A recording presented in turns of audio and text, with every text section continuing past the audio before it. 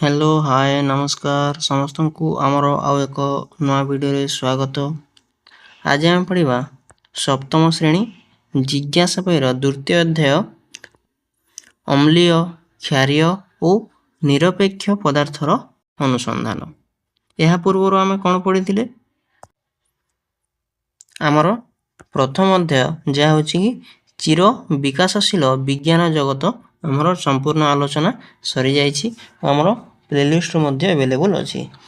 तो आपण मैंने जानी आम आरंभ करते सप्तम श्रेणी जहाँ नुआ विज्ञान बही जिज्ञासा ताहार प्रथम अध्याय संपूर्ण आलोचना करते आमर वीडियो को आपण मैंने बहुत भल पाइबा देते। तो आज आम द्वितीय अध्याय आरंभ करवा। कथा कौन है कि आमर द्वितीय अध्याय पूरा सुट हो सारी किंतु जिते एडिट समय देखिली मु निजको साटिस्फाई लगिला नहीं। तो से किसी कमी रहा कारण मु आउ थे यहाँ सुट करुँच मोर बेस्ट देवाई चाहूँगी।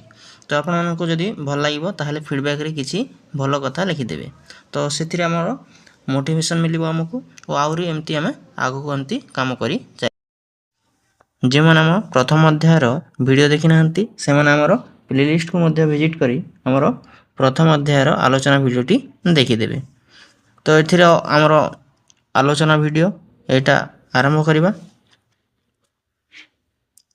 तो आज आम द्वितीय अध्याय आरंभ करवा अम्लीय क्षारीय और निरपेक्ष पदार्थर अनुसंधान।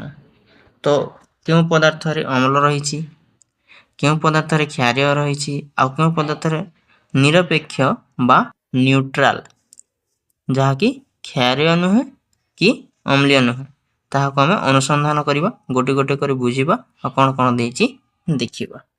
देख आरंभ करवा पाठ कौन देछि फेब्रुआरी मास 28 तारिख रे जातीय विज्ञान दिवस पालित हुए। ये तुम मैंने मत जानी तो जातीय विज्ञान दिवस फेब्रुआरी 28 तारिख दिन पड़ी थाए प्रत्येक वर्ष। यही अवसर में गोटे विद्यालय रे विज्ञान मेलार आयोजन करा जायथिला। ता अवसर कौन है गोटे विद्यालय रे से विज्ञान मेलार आयोजन करा जायथिला। से दिन महेश और ज्योति दुई भाई भौणी को खंडे धला कागज दे विद्यालय प्रवेश पथरे ठिया होई स्वागत जणाइबाकू कुहा गला। देख एमती दुईटा धला कागज देकी ताहार प्रवेश पथरे ताहाकू ठिया करिकी ताहाकू समस्त को स्वागत करने कह जाइथिला। सेमानक मनर कौतूहल सृष्टि है जे सेमानकू कहीं धला कागज दिगला। सेमानकू टिके उत्साहित और कौतूहल मध्य सृष्टि है जाना इच्छा है धला कागज कौन पाई सेमानकू दियाहेकी से ठिया करा गला। सेमानक आगे किछि पाद दूर रही जड़े स्वेच्छासेवी से कागज उपर को किछि तरल पदार्थ सिंचन कले। गोटे स्वेच्छासेवी आसिक देख से कागज उपर कौन कले किछि किछि तरल पदार्थ सिंचन कले। महेश और ज्योति दुहे आश्चर्य हेले जे कागज उपर विस्मयकर विज्ञान जगत को स्वागत वाक्यटी स्पष्ट देखागला।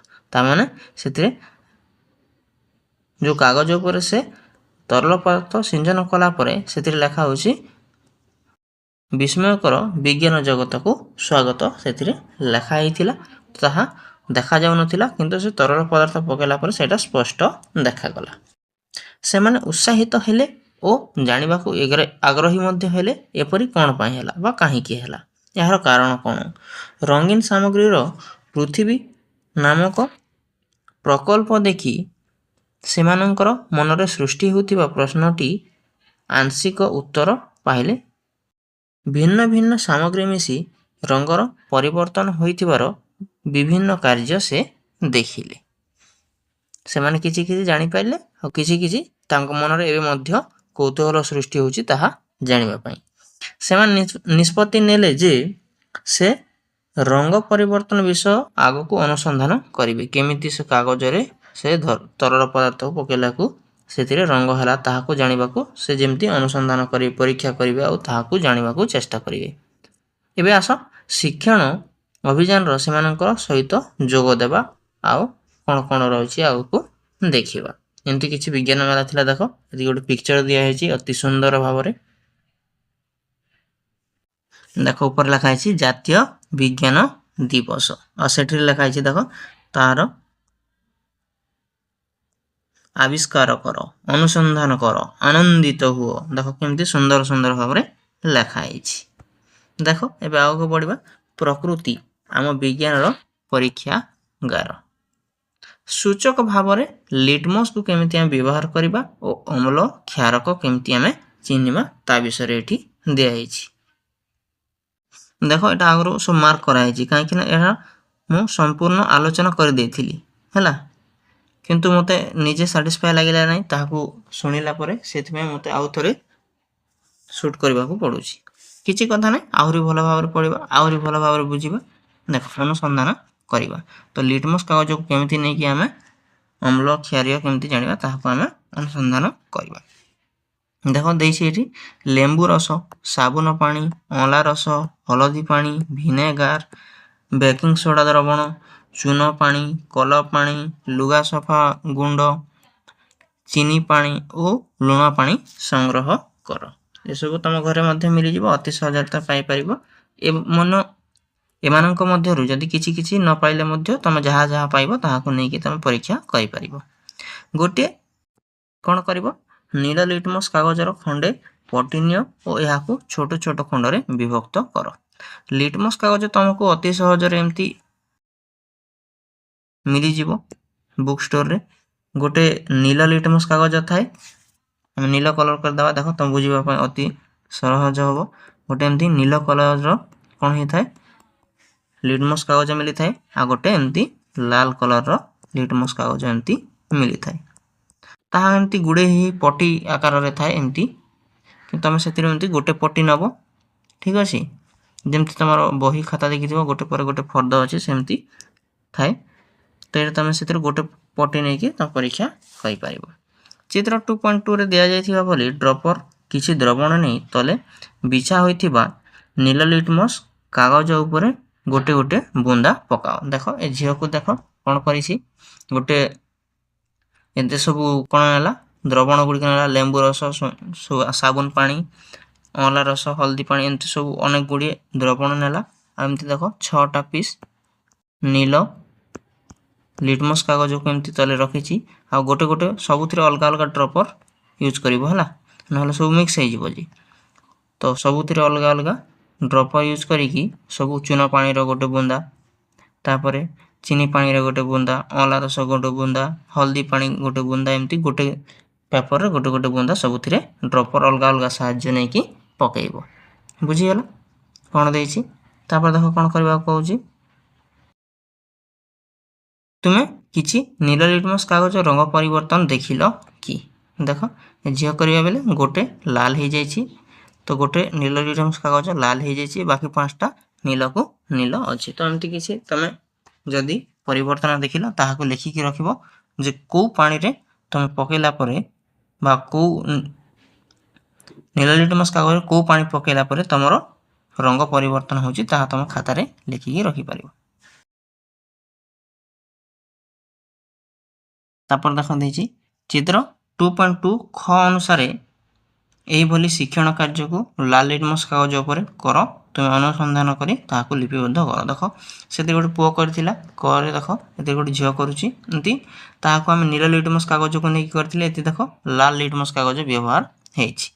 ଦେଖ ଧ୍ୟାନରେ ଦେଖ ଏଠି ଲାଲ ଲିଟମସ୍ କାଗଜକୁ ଏମିତି 6ଟା ଖଣ୍ଡ ନେଇଛି, ଆଉ ସବୁ ଡ୍ରପର ସାହାଯ୍ୟରେ ଅଲଗା ଅଲଗା ଆକାରରେ ଗୋଟେ ଗୋଟେ ଡ୍ରପର ସାହାଯ୍ୟ ନେଇକି ଗୋଟେ ଗୋଟେ ବୁନ୍ଦା ସବୁଥିରେ ପକଉଛି। ତ ଏଥିରେ ଦେଖ ଗୋଟେ ଜାଗାରେ ନୀଳ ହେଇଯାଇଛି, ଆଉ ବାକି ସବୁ ଲାଲ ଲିଟମସ୍ କାଗଜ ହେଇକି ରହିଛି। ତ ଏମିତି କେଉଁ ପାଣି ପକାଇଲା ପରେ ତାହା ଲାଲ ହେଉଛି ତାହାକୁ ମଧ୍ୟ ତମେ ଲେଖିକି ଖାତାରେ ରଖିବ। ବୁଝିଗଲା? ଆଗକୁ ବଢ଼ିବା। ଦେଖ ଏଥିରେ ଦେଖାଯାଇଛି ଚୂନ ପାଣି କିପରି ପ୍ରସ୍ତୁତ କରିବ। ଯଦି ତୁମେ ଚୂନ ପାଣି ପାଇପାରିବ ନାହିଁ କିମ୍ବା ତୁମକୁ ମିଳିବ ନାହିଁ, ତୁମେ କେମିତି ନିଜେ ନିଜେ ତାହାକୁ ପ୍ରସ୍ତୁତ କରିପାରିବ ତାହା ଏଠି ଲେଖାଯାଇଛି। କିଛି ଚୂନ ନେଇ ପାଣିରେ ଭଲ ଭାବରେ ଗୋଲେଇ ଦେବ, ଏହାକୁ ସେହିପରି 1 ଘଣ୍ଟା ରଖିଦେବ। ଅନ୍ୟ ଏକ ପାତ୍ରକୁ ଏହି ଦ୍ରବଣରୁ ଛାଣିକି ରଖିବ। ଏ ହେଉଛି ସ୍ୱଚ୍ଛ ଚୂନ ପାଣି। ଚୂନ ପାଣିର ରାସାୟନିକ ନାମ ହେଲା କ୍ୟାଲସିୟମ ହାଇଡ୍ରକ୍ସାଇଡ୍ ବା CaOH(2). ବୁଝିଗଲା? ଏବେ ଦେଖ ଏଥିରେ କ'ଣ ଦେଇଛି ବାକ୍ସ, ତାହାକୁ ଆମେ ଭରିବା। ସେ ପରୀକ୍ଷା କରିସାରିଲା ପରେ तुमको मिल जाइथिबो। तो कौन कौन परिवर्तन हला ताहा हमें एठी लिखिबा। बुझिगला। तो गोटे सारणी देछि नील और लाल लिटमस कागज व्यवहार करी नमूनार प्रकृतिर परीक्षा आमे किपरि करिबा। देखो एठी हमें लिखिबा। बुझिगला।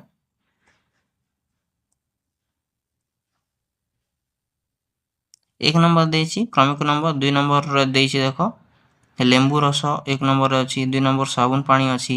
तो नमूनार एमती नाम देछि। तापरे कोन हला नील लिटमस कागजर रंग केमती हला परिवर्तन हला किमा लाल लिटमस कागजर रंग केमती परिवर्तन हला एहाको पकेला परे ताहाको लिखिबो। लेंबू रस जदि पके देबे नील लिटमस कागजर तार रंग कोन हो गला नील लिटमस कागजर रंग केपरि हला परिवर्तन हला कि ना हला। लाल लिटमस कागजर रंग किपरि हला एति तमे एठी लिखि परिबो। देखो तमे एहार अनुसंधान करी जानि परिबो जे अम्ल जेथिरे अछि ताहा कोन हेतिबो नील लिटमस कागज को से लाल करि दबो। कोन कर दबो जदि जे पदार्थ रे अम्ल अछि ताहा को जदि हमें नील लिटमस कागज रे पके देबा ताहले कोन कर दबो से लाल कर दबो। किंतु लाल लिटमस कागज रे से कोनोसी परिवर्तन देखिबो नै और लाल को लाल ही रहिबो। एटिके भूल ए कथा टिके बुझिबाकू चेष्टा करिवो। एटा भेरी भेरी भेरी भेरी इंपोर्टेंट हला। तो देखो आउ थरे बुझौची अम्ल थिबा पदार्थ को जदि हमें नील लिटमस कागज रे पकेबा ताहले से लाल करे देई थाए और लाल लिटमस कागज रे ताको हमें पकेले ताहा लाल ही रही थाए बा कोनोसी परिवर्तन देखा जाई न थाए। तापर देखो जो पदार्थ जदि क्षारीय अछि बा क्षारक गुण रहिछि से लाल लिटमस कागज रे ताहाको जदि हम पके दबा ताहले से नील लिटमस कर दबा बा नील कलर हे जिवो ताहार रंग नील हे जिवो। किंतु नील रंगर लिटमस कागज रे हम ताहाको पकेबा ताहले कोनोसी परिवर्तन देखिबो नाही से नील लिटमस ही रहइबो बा नील रंगर ही रहिबो। एमती भाबरे तमे जानि रखो। एटा भेरी भेरी इंपोर्टेंट हला। आसो वर्तमान 2.1 को हमें विश्लेषण करिबा एवं नेइथिबा नमूना गुडी को निम्न मते 3 टी भाग रे विभक्त करिबा। कोन कोन नै छै हम 3 टा को भाग करिबा। तो प्रथम क रे हमें देखो एथि 3 टा रखा हैछि केतेक नमूना नील लिटमस को लाल करे सेटा हमें लेखिबा। जेमति कि देखो एबे देखो नील लिटमस को लाल के करे जे अम्ल थाए। तो तमे एठी ऊपर नेथिबा गोटे दिटा लिखि दोछि मु किंतु तमे संपूर्ण लिखिबो। देखि लेंबू रस लेंबू रस रे म जानि छि सेटा खटा आ जोटा खटा लागे सेथिरे अम्ल थाए। तो सेटा तमे परीक्षा कर सारला पर लिखिबो लेंबू रस अमला रस एटा कोन हबो नील लिटमस को लाल कर दबो सेटा हमें क भाग रे लिखिबा। तापर ख भाग रे केतेक नमूना लाल लिटमस को नील करे लाल को के नील करे आमे एथि देखो बुझिले लाल को नील करे क्षारीय सेटा कोन साबुन पानी।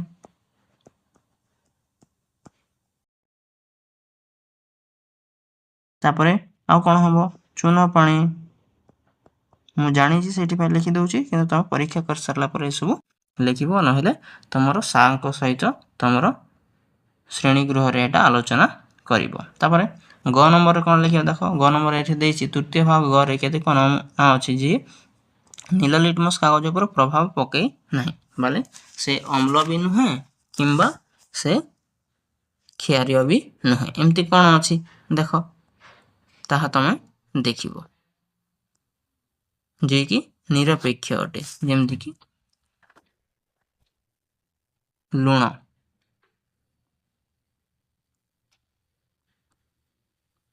ठीक अछि। एमे देखो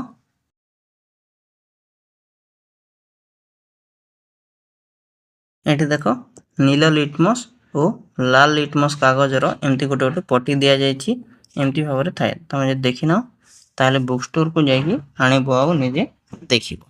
आसो खोजी व्यवहार बाहर करिबा। कोन बाहर करिबा देखो एठी ऊपर दिया जायछि से प्रश्न को एठी बाहर करबा को दिया जायछि। देखो मु जानिबा को इच्छुक कोन जानिबा को इच्छुक ए नील और लाल लिटमस कागज कोन ओ केउथुरु तयारी हे थाए ता ऊपरे केतेक नमूना द्रवण पकाइले तार रंग काहेकि परिवर्तन हेउची ताहाको एठी जानिबा ସେଠି ସେଥିପାଇଁ ତଳେ ଲେଖା ହେଇଛି ଆସ ଖୋଜି ବାହାର କରିବା। ଏହାର ପରେ କାରଣ କ'ଣ ଅଛି ଓ ଏଇଟା କ'ଣ ପାଇଁ ତାହାର ରଙ୍ଗ ପରିବର୍ତ୍ତନ ହେଉଛି। ଲିଟମସ୍ ଏକ ପ୍ରାକୃତିକ ପଦାର୍ଥ ଅଟେ, ଯେଉଁଟା ଆମକୁ ପ୍ରକୃତିରୁ ମିଳିଥାଏ ତାହାକୁ ଆମେ ପ୍ରାକୃତିକ ପଦାର୍ଥ କହିଥାଉ। ଏହା ଲାଇକେନ୍ରୁ ପ୍ରସ୍ତୁତ ହୋଇଥାଏ। ଲାଇକେନ୍ ଯଦି ଜାଣିନାହଁ ତାହେଲେ ଆଉକୁ ଟିକେ ଗଲେ ଜାଣିବ। ନୀଳହରି ଶୈବାଳ, କବକ ଏସବୁକୁ ମିଶିକି ଲାଇକେନ୍ ହୋଇଥାଏ ବା ଏଲ୍ଜି ଆଉ ଫଞ୍ଜିକୁ ମିଶିକି ମିଶ୍ରିତ ହେଲା ପରେ ତାହାକୁ ଲାଇକେନ୍ ଆମେ କହିଥାଉ। ତାହାର ସେମାନେ ଏକାଠି ରହିଥାନ୍ତି, ଦୁଇ ଜଣ ମିଶି ତାହାକୁ ଆମେ ଲାଇକେନ୍ ବୋଲି କହିଥାଉ। ଏହା ଦୁଇ ପ୍ରକାରରେ ମିଳିଥାଏ, ଯଥା ଦ୍ରବଣ ଆକାରରେ ଓ କାଗଜର ପଟି ଆକାରରେ। କ'ଣ ଲାଇକେନ୍ଟି ଦ୍ରବଣ ଆକାରରେ ମଧ୍ୟ ମିଳିଥାଏ ଓ କାଗଜର ପଟି ଆକାରରେ ମଧ୍ୟ ମିଳିଥାଏ। ଲିଟମସ୍ କାଗଜକୁ ଦୁଇଟି ରଙ୍ଗରେ ଉପଲବ୍ଧ ହୋଇଥାଏ। ତାହା ମଧ୍ୟ ଏବେ ଆମେ ଜାଣିଛେ ଯେ ଗୋଟେ ହେଲା ଲାଲ ଆଉ ଗୋଟେ ହେଲା ନୀଳ। ଏମିତି ଦୁଇଟି ରଙ୍ଗରେ ଆମକୁ ମିଳିଥାଏ। ସେଇଟା ଏଠି ଲେଖା ହେଇଛି ଦେଖ। ଯେଉଁ ପଦାର୍ଥ ନୀଳ ଲିଟମସ୍ କାଗଜକୁ ଲାଲ କରିଦିଏ ତାହାକୁ ଆମେ ଅମ୍ଳୀୟ ପ୍ରକୃତିର ପଦାର୍ଥ ବୋଲି କହିଥାଉ। ଏଠି ଦେଖ ମୁଁ ଆଗରୁ ତୁମକୁ ଲେଖିଦେଇଛି ଏଠି ଯେଉଁଟା ନୀଳ କାଗଜକୁ ଲାଲ କରିଥାଏ ତାହାକୁ ଆମେ ଅମ୍ଳୀୟ ବୋଲି କହିଥାଉ ଓ ଯେଉଁଟା ଲାଲକୁ ନୀଳ କରିଥାଏ ତାହାକୁ ଆମେ କ୍ଷାରୀୟ ପ୍ରକୃତିର ପଦାର୍ଥ ବୋଲି କହିଥାଉ। ତାହା ହିଁ ଏଠି ଲେଖା ହେଇଛି। ଯେଉଁ ପଦାର୍ଥ ଲାଲ ଲିଟମସ୍ କାଗଜକୁ ନୀଳ କରିଦିଏ ତାହାକୁ ଆମେ କ୍ଷାରୀୟ ପ୍ରକୃତିର ପଦାର୍ଥ ବୋଲି ବା ଉପାଦାନ ବୋଲି ଆମେ କହିବା। ଯେହେତୁ ଅମ୍ଳୀୟ ଓ କ୍ଷାରୀୟ ଦ୍ରବଣର ଉପସ୍ଥିତିରେ ଲିଟମସ୍ର ରଙ୍ଗ ବଦଳିଯାଏ ତାହାକୁ ଆମେ ଅମ୍ଳ ସୂଚକ ବୋଲି କହିବା। କ'ଣ କରିବା? ତାମାନେ ଆମେ ତାହାର ରଙ୍ଗ ବଦଳିବା ପ୍ରକୃତି ଅନୁଯାୟୀ ଆମେ କେଉଁ ଉପାଦାନଟି ଅମ୍ଳୀୟ କେଉଁ ଉପାଦାନଟି କ୍ଷାରୀୟ ଆମେ ଜାଣିପାରୁଛେ ବା ସୂଚକ କରିପାରୁଛେ, ସୂଚିତ କରିପାରୁଛେ ବା ଚିହ୍ନି ପାରୁଛେ, ସେଥିପାଇଁ ଆମେ ତାହାକୁ ଅମ୍ଳ ସୂଚକ ବୋଲି କହିଥାଉ। ତ ବୁଝିପାରିଲ ଯେ ଲାଇକେନ୍ କ'ଣ, ତାପରେ କେଉଁଥିରେ ତିଆରି ହୋଇଥାଏ ଆମର ଲିଟମସ୍ କାଗଜ, ତାପରେ କ'ଣ ପାଇଁ ତାହାର ରଙ୍ଗ ବଦଳି ଥାଏ। ଆଶା କରୁଛି ଆପଣମାନଙ୍କୁ ଅତି ସହଜରେ ବୁଝିପାରିଥିବେ। ତ ଆପଣମାନେ ଯଦି ବୁଝିପାରୁଛନ୍ତି ଅତି ସହଜରେ ତାହେଲେ ଆମର କମେଣ୍ଟ ସେକ୍ସନରେ କିଛି ଗୋଟେ ଆମର ମୋଟିଭେସନ୍ ମିଳିଲା ପରି ଭଲ କଥା ଲେଖିଦେବେ। ଆଉ କ'ଣ ଆମର ଭୁଲ ରହୁଛି ନା ଭଲ ରହୁଛି ନା ଆମର ପଢ଼ା କେମିତି ଲାଗୁଛି ଆପଣମାନଙ୍କୁ ତାହା ମଧ୍ୟ ଜଣାଇଦେବେ। ଠିକ୍ ଅଛି। ଅନ୍ୟ କେତେକ ପ୍ରାକୃତିକ ଓ କୃତ୍ରିମ ପଦାର୍ଥ ଅଛି ଯାହାକୁ ବି ସୂଚକ ଭାବରେ ବ୍ୟବହାର କରାଯାଇଥାଏ। ଖାଲି ନୁହେଁ ଯେ ଏ ଲିଟମସ୍ କାଗଜ, ଆହୁରି କେତେକ ଜିନିଷ ଅଛି ତାହାକୁ ମଧ୍ୟ ନେଇକି ଆମେ କ'ଣ କରିପାରିବା, ଏ ଅମ୍ଳ ଓ କ୍ଷାରୀୟର ସୂଚକ ଭାବରେ ବ୍ୟବହାର କରିପାରିବା। ସଂଶ୍ଳେଷିତ କୃତ୍ରିମ ପଦାର୍ଥ ଗୁଡ଼ିକ ବିଜ୍ଞାନାଗାରରେ ପ୍ରସ୍ତୁତ କରାଯାଇଥାଏ। ପରବର୍ତ୍ତୀ ଶ୍ରେଣୀରେ ଏ ବିଷୟରେ ଆମେ ମଧ୍ୟ ଶିକ୍ଷା ଲାଭ କରିବା, କିନ୍ତୁ ଏବେ ଯାହା ଦେଇଛି ଆମେ ସେ ବିଷୟରେ ପଢ଼ିବା। ଏବେ ଦେଖିବା ସାମଗ୍ରିକ ଅବଲୋକନ।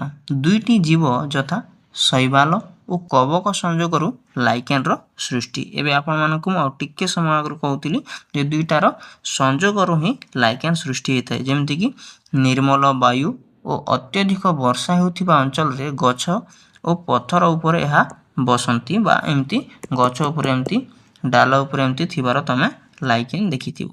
ତୁମ ଅଞ୍ଚଳର ଗଛ ଉପରେ ଲାଇକେନ୍ ବଢ଼ିବାର ଦେଖିଛ କି? ନହେଲେ ତୁମ ଘର ପଚାରିବ ଯେ ଲାଇକେନ୍ ଗଛ ଉପରେ କେମିତି ଏମିତି ଥାଏ, ଦେଖ ପିକ୍ଚରକୁ ଦେଖ ଆଉ ଟିକେ ଜାଣିବାକୁ ଚେଷ୍ଟା କର। ଏଇଟା ହିଁ ଆମର ଲାଇକେନ୍। ବର୍ତ୍ତମାନ ଆସ ସାରଣୀ 2.2ରେ ଥିବା ଭାଗ କ, ଖ, ଗର ପଦାର୍ଥ ଗୁଡ଼ିକର ଶ୍ରେଣୀ ବିଭାଗ ଆମେ କରିବା। ତ ଅମ୍ଳୀୟ ପଦାର୍ଥ କାହାକୁ କୁହାଯାଏ, ତାପରେ କ୍ଷାରୀୟ ପଦାର୍ଥ କାହାକୁ କୁହାଯାଏ ଆଉ ଆମର ନିରପେକ୍ଷ ପଦାର୍ଥ କାହାକୁ କୁହାଯାଏ ତାହାକୁ ଆମେ ଏଠି ବୁଝିବା। ଦେଖ ଫାର୍ଷ୍ଟ ପଏଣ୍ଟରେ ଲେଖା ହେଇଛି ଭାଗ କରେ ଥିବା ଲେମ୍ବୁ ରସ, ଅଁଳା ରସ, ତେନ୍ତୁଲି। ଆମେ ଦେଖ କେଉଁଟା କଥା କହୁଛି ଜାଣିପାରୁଛ କି ନାହିଁ? ଏ ତିନିଟା ଭାଗ କ, ଖ ଆଉ ଗ କଥା କହୁଛି। କରେ ମୁଁ ଲେମ୍ବୁ ରସ, ଅଁଳା ରସ ଲେଖିଦେଇଥିଲି ଦୁଇଟା, ଆଉ ବାକି ସବୁ ତୁମକୁ ଲେଖିବାକୁ କହିଥିଲି। ଦେଖ ସେଇଟା ଏଠି ଲେଖା ହେଇଛି। ଭାଗ କରିଥିବା ଲେମ୍ବୁ ରସ, ଅଁଳା ରସ, ତେନ୍ତୁଲି ପାଣି, ଭିନେଗାର ନୀଳ ଲିଟମସ୍କୁ ଲାଲ କରି ଦେଇଥାଏ। ତ ଏବେ ଆମେ ଜାଣିକି ଆସିଛେ ଯେ ଯିଏ ନୀଳ ଲିଟମସ୍କୁ ଲାଲ କରିଦେଇଥାଏ ତାହାକୁ ଆମେ କ'ଣ କହିଥାଉ? ତାହାକୁ ଆମେ ଅମ୍ଳୀୟ ପଦାର୍ଥ ବୋଲି କହିଥାଉ ବା ତାହାର ପ୍ରକୃତି ଅମ୍ଳୀୟ ଅଟେ ବୋଲି ଆମେ ଜାଣିଛେ। ତ ଆମେ ଅତି ସହଜରେ ଜାଣିଗଲେ ତ ଅମ୍ଳୀୟ ପଦାର୍ଥଟି କୋଉଟା। ତାପରେ ଏବେ 2 ନମ୍ବର ପଏଣ୍ଟରେ କ'ଣ ଲେଖା ହେଇଛି ଦେଖ, ଭାଗ ଖରେ ଥିବା ସାବୁନ ପାଣି ଦ୍ରବଣ, ବେକିଂ ସୋଡ଼ା ଦ୍ରବଣ, ତାପରେ ଚୂନ ପାଣି, ସାବୁନ ପାଣି ଏସବୁ କ'ଣ କରିଥାଏ, ଲାଲ ଲିଟମସ୍ କାଗଜକୁ ନୀଳ କରିଦେଇଥାଏ। ତ ଆମେ ଆଗରୁ ମଧ୍ୟ ଜାଣିଛେ ଯୋଉଟା ଲାଲ ଲିଟମସ୍ କାଗଜକୁ ଦେଖ ଏଠି ମୁଁ ବୁଝେଇଛି, ଯୋଉଟା ଲାଲ ଲିଟମସ୍ କାଗଜକୁ ନୀଳ କରିଦେଇଥାଏ ତାହାକୁ ଆମେ କ୍ଷାରୀୟ ପ୍ରକୃତିର ପଦାର୍ଥ ବୋଲି କହିଥାଉ। ତ ବୁଝିପାରିଲ।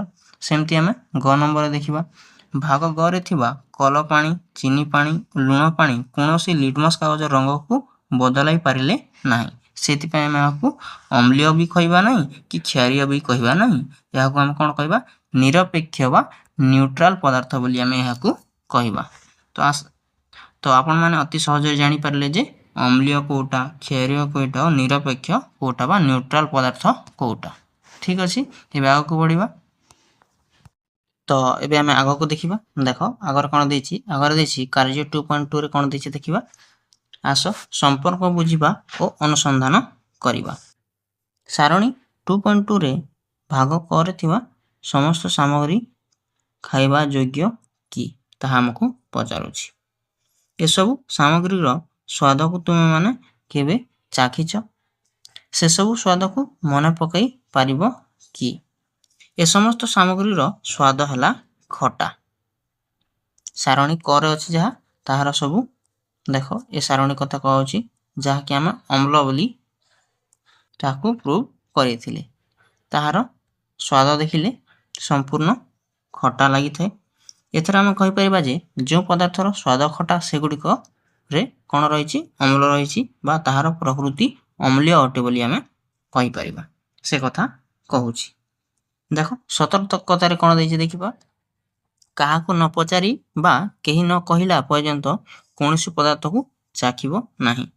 ଜାଣିନଥିବା ଦ୍ରବ୍ୟକୁ କେବେ ବି ଚାଖିବ ନାହିଁ, ପାଟିରେ ଲଗାଅ ମଧ୍ୟ ନାହିଁ ବୋଲି ସେ ପଚାରୁଛି। କାହିଁକି ନା ଦେଖ କେତେକ ବିଷାକ୍ତ ଜିନିଷ ହେଇପାରେ, କେତେକ କେମିକାଲ ଜିନିଷ ହେଇପାରେ। ତ ଆମେ ସମସ୍ତ ଖାଦ୍ୟ କ'ଣ ଚାହିଁକି ତାହାର ପରୀକ୍ଷା କରିପାରିବା କି? କରିପାରିବା ନାହିଁ। ତ ଯେଉଁ ଜିନିଷକୁ ଜାଣିଛେ କିମ୍ବା ଫଳ ପନିପରିବା ଏମିତି ଜିନିଷ ତାହାକୁ ଆମେ ଚାଖିକି ଯଦି ଖଟା ଲାଗୁଛି ତାହେଲେ ତାହାକୁ ଆମେ ସେଥିରେ ଅମ୍ଳୀୟ ପ୍ରକୃତି ଅଛି ବା ତାହା ଅମ୍ଳୀୟ ବୋଲି କହିପାରିବା। କିନ୍ତୁ ସମସ୍ତ ପ୍ରକାରର ଜିନିଷକୁ ଆମେ ଚାଖିକି ତାହାକୁ ପରୀକ୍ଷା କରିପାରିବା ନାହିଁ। ବୁଝିହେଲା। କେତେକ ସାଧାରଣ ପଦାର୍ଥ ଓ ସେଗୁଡ଼ିକରେ ଥିବା ଅମ୍ଳର ନାମ ଏହି ଚିତ୍ରରେ ଦିଆଯାଇଛି। ଦେଖ ଯେମିତିକି ଏଇଟା ତମେ କ'ଣ କହିଥାଅ, ଏଇଟା କମଲା, ସେଥିରେ ସାଇଟ୍ରିକ୍ ଅମ୍ଳ ଥିବାର ଆମେ ଜାଣିଛେ। ତାପରେ ଦେଖ ଏଇଟା ଅଁଳା, ଏଥିରେ ଆସ୍କର୍ବିକ୍ ଅମ୍ଳ ବା ଭିଟାମିନ୍ ସି ବା ସାଇଟ୍ରିକ୍ ଅମ୍ଳ ଥିବାର ଆମେ ଜାଣିଛେ। ଯଦି ଜାଣିନାହ ତାହେଲେ ଏଠି ଟିକେ ଖାତାରେ ଲେଖି ରଖିବ। ତାପରେ ଟାଟାରିକ୍ ଅମ୍ଳ ଆମକୁ କେଉଁଥିରୁ ମିଳିଥାଏ, କଞ୍ଚା ଆମ୍ବ, ତେନ୍ତୁଲି ଏସବୁରୁ ଆମକୁ ଟାଟାରିକ୍ ଅମ୍ଳ ମିଳିଥାଏ। ବୁଝିହେଲା। ତାପରେ ସାଇଟ୍ରିକ୍ ଅମ୍ଳ ବା ଆକ୍ଜାଲିକ୍ ଅମ୍ଳ ଆମକୁ ଟମାଟୋରୁ ମିଳିଥାଏ। କିଛି ଖାଦ୍ୟ ପଦାର୍ଥ ତାହାର ସାଧାରଣ ଅମ୍ଳ ଆମେ ଦେଖ ଏଠି ମଧ୍ୟ ଦେଇଛି, ତାହାକୁ ଆମେ ଦେଖିବା। ନିମ୍ନସ୍ଥ ଦ୍ରବ୍ୟରେ କି ପ୍ରକାର ଅମ୍ଳ ରହିଛି ଆସ ସେଗୁଡ଼ିକୁ ଆମେ ତାଲିକା ଅନ୍ତର୍ଭୁକ୍ତ କରିବା। ଯେମିତିକି ଲେମ୍ବୁରେ ଏବେ ଆମେ ଜାଣିଲେ ଯେ ଏଥିରେ ସାଇଟ୍ରିକ୍ ଅମ୍ଳ ଥାଏ, ଦହିରେ ଆକ୍ଜାଲିକ୍ ଅମ୍ଳ, ତେନ୍ତୁଲିରେ ଟାଟାରିକ୍ ଅମ୍ଳ, ଭିନେଗାରରେ ଏସିଟିକ୍ ଅମ୍ଳ, ଏମିତି ତମେ ଲେଖି ନେବ। ଠିକ୍ ଅଛି।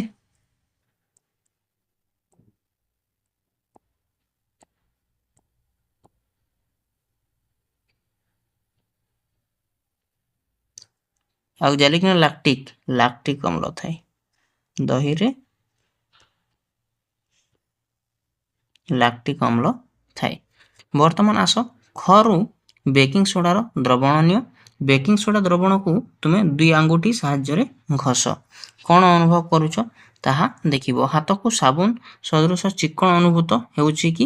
କ୍ଷାରୀୟ ପଦାର୍ଥ ସାଧାରଣତଃ ହାତକୁ ଚିକ୍କଣ ଲାଗିଥାଏ। ଖରୁ ମାନେ ଏ ଦେଖ ଆମେ ବାକ୍ କରିଥିଲେ କ ଖ ଗ, ସେଇ ଖରୁ ନେବା ପାଇଁ କହୁଛି, ଯେଉଁଥିରେ କ'ଣ ରହୁଛି, ଯେଉଁଥିରେ ସାଧାରଣତଃ ଆମ କ୍ଷାରୀୟ ଉପାଦାନ ଗୁଡ଼ିକ ରହିଥିଲା।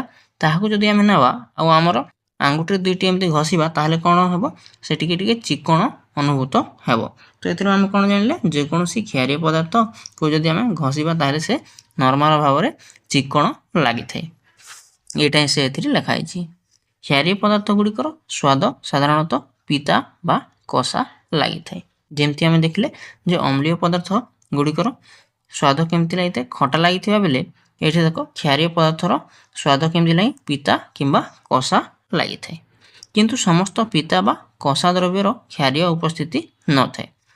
ଯେଉଁଠି କ'ଣ କ୍ଷାର ଅଛି ତାହା କଷା କିମ୍ବା ପିତା ଲାଗିଥିବ, କିନ୍ତୁ ସବୁ ପିତା ଲାଗିଥିବା ଖାଦ୍ୟ ବା ସବୁ କଷା ଲାଗୁଥିବା ଖାଦ୍ୟଟି ତାହା କ୍ଷାରୀୟ ଅଟେ ବୋଲି ଆମେ କହିପାରିବା ନାହିଁ। ଯେମିତିକି ଉଦାହରଣ ସ୍ୱରୂପ ଦିଆଯାଇଛି କଲରା, ସ୍ୱାଦରେ ପିତା କିନ୍ତୁ ଏଥିରେ କ୍ଷାରୀୟ ଗୁଣ ନାହିଁ। ଏଟାକୁ ସେଠି ତମେ ଟିକେ ମନେ ରଖିବ ହେଲା। ଦେଖ ଏଥିରେ ଆଉ କ'ଣ ଦେଇଛି, ଏବେ ମୁଁ ଏକ ସୂଚକ ବ୍ୟବହାର କରି ଚଟାଣ ସଫା କରିବା ତରଳ ପଦାର୍ଥର ପ୍ରକୃତି ଯାଞ୍ଚ କରିପାରିବି। ଯଦି ଲିଟମସ୍ କାଗଜ ନାହିଁ ତେବେ ଅନ୍ୟ କୌଣସି ପ୍ରାକୃତିକ ପଦାର୍ଥକୁ ଆମେ ଅମ୍ଳ କ୍ଷାର ସୂଚକ ରୂପେ ବ୍ୟବହାର କରିପାରିବା କି? ହଁ କରିବା। ତାହା ବିଷୟରେ ଆମେ ଆଗକୁ ଦେଖ ଧୀରେ ଧୀରେ କରି ପଢ଼ିବା। ଏ ଭିଡ଼ିଓଟି ଦେଖ ଟିକେ ଲମ୍ବା ହେଇପାରେ, କିନ୍ତୁ ଆମେ କ'ଣ କରୁଛେ ପ୍ରତ୍ୟେକ ଲାଇନ୍ ବାଇ ଲାଇନ୍ ଏକ୍ସପ୍ଲାନେସନ୍ କରିକି ତାହାକୁ ଅତି ସହଜରେ ବୁଝୁଛେ। ସେଥିପାଇଁ ଯଦି ବହୁତ ଲମ୍ବା ହେଇଯିବ ତାହାକୁ ଆମେ ପାର୍ଟ 1 ପାର୍ଟ 2ରେ କରିଦେବି। ଆଉ ଯେଉଁମାନେ ଯଦି ଗୋଟେ ଭିଡ଼ିଓରେ ଦେଖିବାକୁ ଚାହୁଁଛ ତାହେଲେ ଆମର ୱାନ୍ ସଟ୍ ଭିଡ଼ିଓରେ ମଧ୍ୟ ଦେଖିପାରିବ। 1 ଘଣ୍ଟାରୁ ଉପରେ ହେଇପାରେ। ମୁଁ ଯାହା ଅନୁମାନ କରି କହୁଛି କେତେ ହେବ ତାହା ସୁଟ୍ ହେଇସାରିଲା ପରେ ହିଁ ଜଣାପଡ଼ିବ। ଠିକ୍ ଅଛି, କିନ୍ତୁ ଆମେ କୌଣସି ଜିନିଷକୁ ଛାଡ଼ିବା ନାହିଁ, ଆମେ ପୁରା ଲାଇନ୍ ବାଇ ଲାଇନ୍ ପଢ଼ିବା। ଠିକ୍ ଅଛି।